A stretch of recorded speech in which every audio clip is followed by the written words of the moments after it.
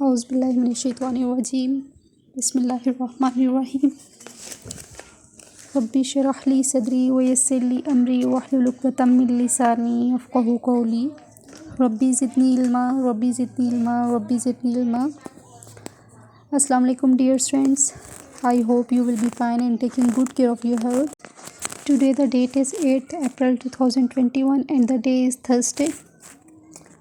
It's the chemistry lecture of class 9 junior. Chapter number 2, structure of an atom.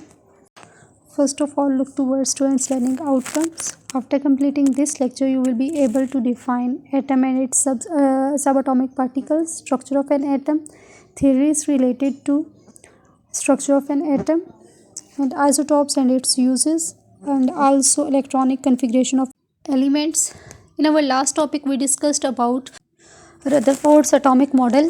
Last topic में मैंने आपको बताया था कि रदरफोर्ड्स के एटॉमिक मॉडल के अंदर कुछ डिफेक्ट्स थे, कुछ गलतियां थी, तो इस वजह से उसकी थ्योरी को रिजेक्ट कर दिया गया था। उसके बाद एक साइंटिस्ट था बोहर ने क्या किया था, उसने अपनी न्यू एक्सप्लेनेशन दी थी एटम के स्ट्रक्चर के बारे में, और जो रदरफोर्ड के एटॉमिक मॉडल के अंदर जो डिफेक्ट्स थे, जो गलतियां थी, उनको रिमूव किया था। ठीक है, नेक्स्ट स्टडी करते हैं बोहर्स एटॉमिक थ्योरी को। In 1913, Neil Bohr proposed a model of an atom that was consistent with the Rutherford's atomic model। कि रदरफोर्ड एटॉमिक मॉडल के साथ वो कंसिस्टेंट था, उससे उसी को ही लेके उसने आगे न्यू एक्सप्लेनेशंस दी थी, उसके डिफेक्ट्स को उसने स्टडी किया था, और उसने ये बताया था कि लाइन स्पेक्ट्रम किस तरह से बनता है हाइड्रोजन एटम के अंदर। Main postulates of Bohr's atomic theory are as follows. Main postulates ये 5 दिए हुए हैं, आपने इनको स्टडी करना है। फर्स्ट देखें, the electron in an atom revolves around the nucleus in one of the circular orbits. Each orbit has fixed energy, so each orbit is also called energy level. नीचे आपको डायग्राम नज़र आ रही है, आपको नज़र आ रहा है कि जितने भी इलेक्ट्रॉन्स हैं वो एक फ़िक्स ऑर्गन, एक सर्कल बना हुआ होता है, ऑर्बिट उसके ऊपर रिवॉल्व कर रहे होते हैं, और हर ऑर्बिट के अलग से एक फ़िक्स्ड एनर्जी होती है, अपनी अपनी एनर्जी होती है, इसलिए ऑर्बिट को हम एनर्जी लेवल भी कहते हैं। नेक्स्ट देखिए, the energy of electron in an orbit is proportional to the its distance.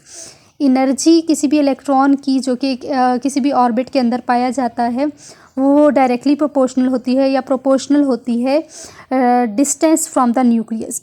जितना ज़्यादा इलेक्ट्रॉन न्यूक्लियस से ज़्यादा दूर होगा, उतनी ही उसकी एनर्जी होगी। ठीक है, इसका मतलब है कि ये डायरेक्ट रिलेशन है उन दोनों का आपस में।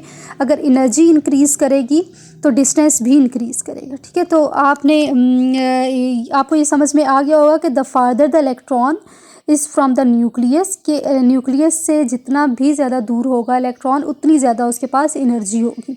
थर्ड पॉइंट देखें, the electron revolves only in those orbits for which angular momentum of the electron is an integral multiple of h by 2 pi, where h is the Planck's constant. Its value is 6.626 multiplied 10 raised to power minus 34 joule seconds। ठीक है, तो electron जो किसी भी orbit में revolve कर रहा होता है, उसका जो एंगुलर मोमेंटम होता है वो इंटीग्रल मल्टीपल होता है किसका, h/2 पाई का, और h जो है वो प्लांक्स कांस्टेंट होता है, और आपको पता है कांस्टेंट्स की वैल्यू हमेशा सेम ही होती हैं, कांस्टेंट रहती हैं, वो चेंज नहीं होती।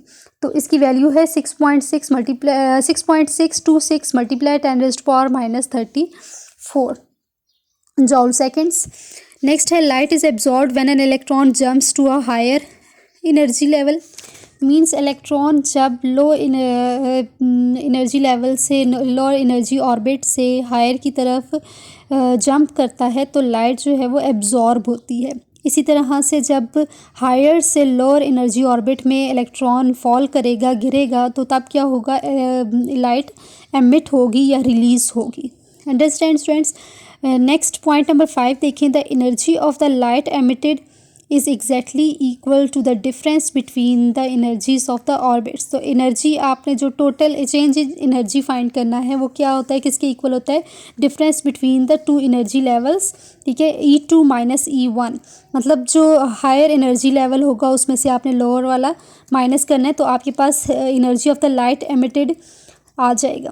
ठीक है, ओके स्टूडेंट्स, ये साइड ब्लॉक देखें, इसके ऊपर आपने क्वेश्चन बनाना है, right the difference between Rutherford and Bohr's atomic theory. ठीक है, तो यहाँ पे मैंने ये मार्क किया हुआ है जहाँ तक आपने करना है। रदरफोर्ड का आपको पता है, रदरफोर्ड ने एटॉमिक मॉडल जो सजेस्ट किया था, उसने सबसे पहले सजेस्ट किया था और उसने बताया था कि जितनी भी पॉजिटिव चार्ज है या most of the mass of the atom जो है वो कंसनट्रेटेड होता है न्यूक्लियस के ऊपर। The remaining volume of the atom is occupied by electrons that, और जितना बाकी रह जाता है उसका मैस या वॉल्यूम जो है वो किसकी वजह से होता है, इलेक्ट्रॉन्स जो कि रिवॉल्व कर रहे होते हैं सर्कल्स पे, और उन सर्कल्स को हम क्या कहते हैं, ऑर्बिट्स। नेक्स्ट नीचे जो लिखा हुआ है Bohr's atomic theory explains nicely the stability of atom, कि एटम जो है वो स्टेबल होता है, इसको उसने स्टडी किया था। And also explain why the atom gives the line spectrum, जो मेन चीज़ थी जो कि हमें रदरफोर्ड के एटॉमिक मॉडल से समझ में नहीं आई थी, उसके डिफेक्ट्स में भी था कि जिस तरह से अगर एनर्जी इलेक्ट्रॉन्स जो है वो कंटिन्यूसली एमिट करता रहेगा या रिलीज़ करता रहेगा, तो इस तरह से फिर एक कंटिन्यूस स्पेक्ट्रम बनना चाहिए, लेकिन लाइन स्पेक्ट्रम बन जाता है। इस वजह से रदरफोर्ड की एटॉमिक थ्योरी जो थी वो रिजेक्ट हो गई थी। तो इस चीज़ को एक्सप्लेन किया था बोहर ने। और यहाँ पे नेक्स्ट लिखा हुआ है, Bohr's atomic model explains how the interpretation of experiment results of other scientist help chemists to formulate new explanations and new theories।